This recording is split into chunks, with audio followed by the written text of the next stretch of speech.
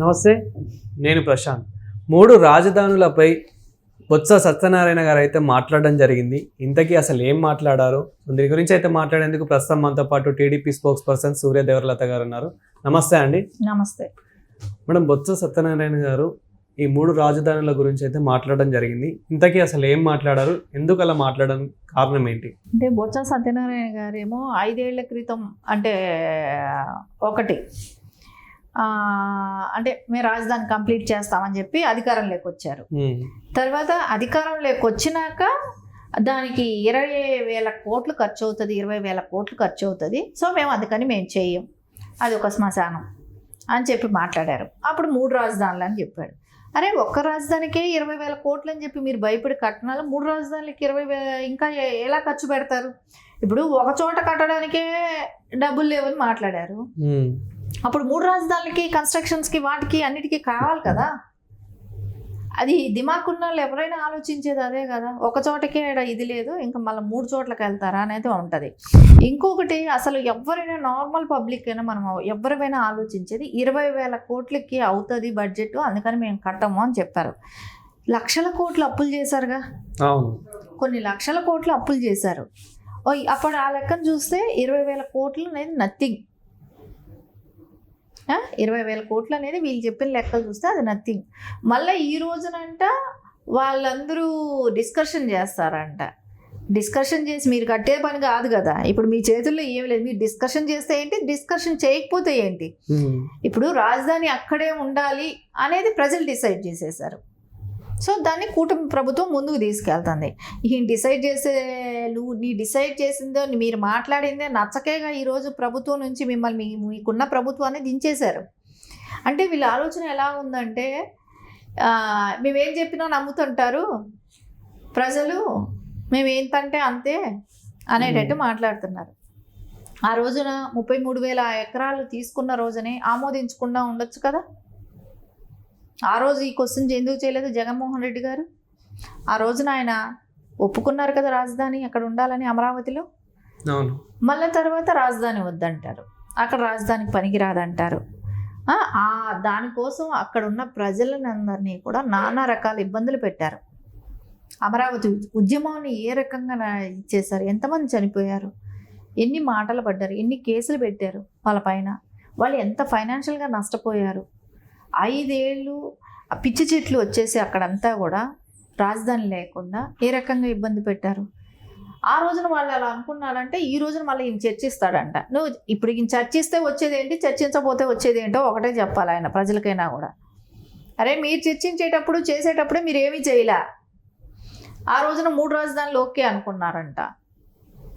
ఈ రోజున మళ్ళీ ఈయన చర్చిస్తాడంట. ఇప్పుడున్న పరిస్థితులకు అనుగుణంగా ఈయన చర్చిస్తాడంట. ఈయన చర్చించి చేసే పని ఏంటి చెప్పండి? అంటే ఇప్పుడు వైఎస్ జగన్ గారు ఏం మాట్లాడుతున్నారు దీనిపైన? మరి ఇప్పుడు వైఎస్ జగన్మోహన్ రెడ్డి గారికి ఆయనకి ఒక రాజధాని నిర్మించడం అనేది అవగాహన లేని పని. ఇప్పుడు ఏదో ఒక ఛాన్స్ అన్నాడు, అధికారం ఇచ్చారు, ప్రజలు ఇచ్చిన అధికారంలో ఆయన ఏ రకంగానూ కూడా సక్సెస్ఫుల్ కాలేదు. ఎక్కడ కూడా సక్సెస్ఫుల్ ఇది ఒకటి కంప్లీట్గా చేశాను అనేదానికి ఎక్కడా కూడా లేదు.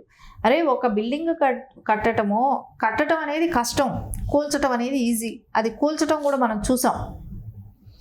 అంటే ప్రజా దర్బార్ లాంటివి వీటిని, అంటే అది ప్రజల కోసం వెళ్ళి ప్రజలకు అంటే వాళ్ళ అవసరాలు ఏదో ఒక సీఎంతో మాట్లాడటానికి కానివ్వండి, ఆయనతో వెళ్ళి కలవటానికి ఒక ప్రజా దర్బార్ లాంటి ఉంటే దాన్ని కూలగొట్టడం కానివ్వండి, అంటే ఎంత కక్ష. గత ప్రభుత్వం ఏదైతే ఉండిందో అన్నీ కూలగొట్టేయాలి. వాళ్ళ గురించి అసలు ఎవరికి ఏమీ తెలియకూడదు. అంటే అది ఉంటే ఆ బిల్డింగ్ ఆడ కనపడుతుందంటే అది రేపొద్దున అది తెలుగుదేశం గవర్నమెంట్ వచ్చి ఉన్నప్పుడు, ప్రభుత్వం ఉన్నప్పుడు కట్టారు కదా అనే పేరు వస్తుందని అన్నీ కూలగొట్టేసేయాలి. ఇప్పుడు అన్నా క్యాంటీన్ ఉందనుకోండి, అది ఉంటే అది ఆ రోజున తెలుగుదేశం ప్రభుత్వం చేసింది కదా, సో దాన్ని తీసేసేయాలి. ఇంకా ఇట్లా వాళ్ళ ఆనవాళ్ళు కనపడకూడదు. ఇంకా గతంలో ఎప్పుడో ఎన్టీఆర్ యూనివర్సిటీ ఉన్నదాన్ని కూడా, అంటే ఎన్టీఆర్ గారి పేరు ఉంది, సో దాన్ని తీసేయాలి. రాజశేఖర్ రెడ్డి గారి పేరు అంటే చరిత్రలో ఎక్కడా కూడా ఉండకూడదు, ఆనవాళ్ళు కూడా ఉండకూడదు అనే దానికే కానివ్వండి, గోడల మీద రంగులు కానివ్వండి, సున్నాలే రంగులు వేయించటం, చెట్లకు కూడా వదలకుండా పెయింట్లు వేసుకోవడం, అంటే వైసీపీ పెయింట్ వేయటం కానివ్వండి, ఇక్కడ మైల్ రాయిలు ఉంటాయి రోడ్డు పైన, ఆ వాటికి కూడా రంగులు వేసుకోవటం, వాటికి కూడా జగన్ గారి ఫోటోలు అతికించడం, అంటే పాస్బుక్ల మీద ఇన్ని రకాల చేశారనంటే ఒక ఏపీ మొత్తంలో కూడా ఎప్పుడూ కూడా జగన్మోహన్ రెడ్డి తప్ప ఇంకెవ్వరూ లేరు. ఒక జగన్మోహన్ రెడ్డి సీఎంగా ఉన్నాడు, ఇంకా ఆయన గురించే మాట్లాడాలి. వాళ్ళు ఎట్లాగైతే చెప్తున్నారు 30 సంవత్సరాల అధికారంలో ఉంటాం అని ఏదైతే చెప్పారో అది ప్రజల్లోకి ఆ మైండ్ సెట్కి తీసుకెళ్ళిపోవాలి అనే ఆలోచనతో ఆ రకంగా వాళ్ళ తప్ప ఇంకెవ్వరూ లేదు. రంగులు కానీ ఫోటోలు కానీ ఆయన ఫోటో తప్ప ఇంకెక్కడ ఏది కనపడకూడదు. బాండ్ పేపర్ల మీదే కానివ్వండి, రిజిస్టర్ అయిన పత్రాల మీదే కానివ్వండి, అన్నిటి మీద కూడా జగన్మోహన్ రెడ్డి గారే మార్క్ కనపడాలి అక్కడ. ఆ రకంగా ఆలోచించారు అని అంటే ప్రజలు ఇవన్నీ గమనించరా? మీరు చేసిన ఈ దుర్మార్గాలన్నీ గమనించబట్టే కదా దింపేశారు. అంటే వీటికి అన్నిటికీ కూడా కారణం ఏంటి? మేమేం చెప్తే అది నమ్ముతున్నారు ప్రజలు అనుకున్నారు అనే ఉద్దేశంతో ఇవన్నీ చేశారు. ఈ రోజున ఈయన చెప్తున్న మాటలు ఏంటంటే విచిత్రంగా అనిపిస్తున్నాయి. వీళ్ళు ఇప్పుడు నీతులు చెప్తున్నారు.